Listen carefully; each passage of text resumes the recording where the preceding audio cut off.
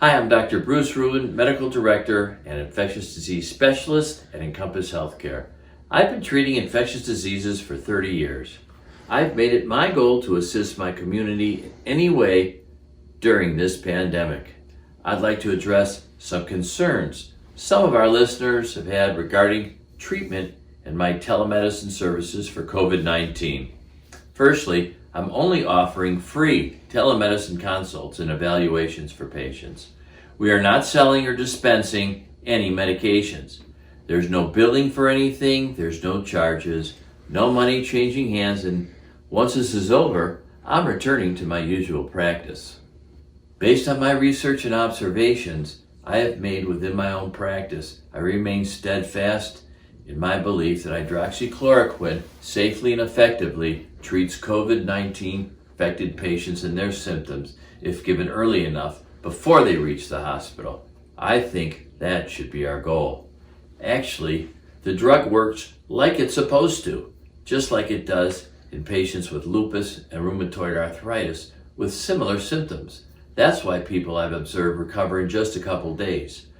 We know that drugs that have antiviral activity, of course, take days to work. By the way, I'm not alone. Dr. Brewer, an infectious disease specialist, was quoted in this week's Wall Street Journal. Quote, "I don't need anything else to convince me. I've seen people respond in 1 to 2 days." What's so hard for everyone to understand and what doctors still fail to see is that this drug does not work by killing the virus, but instead, if given early and only if given early, aids the immune system in eliminating the virus and also quieting down the immune system, which ultimately escalates and attacks the lung and ends up in respiratory failure and death. This medicine treats symptoms and the immune response to this virus. Almost uniformly, patients I have treated have responded and improved within 2 days. Hydroxychloroquine was approved for medical use in the United States in 1955. None of those patients were hospitalized, I promise you. It is on the World Health Organization's list of essential medicines, the safest and most effective medicines needed in a health system.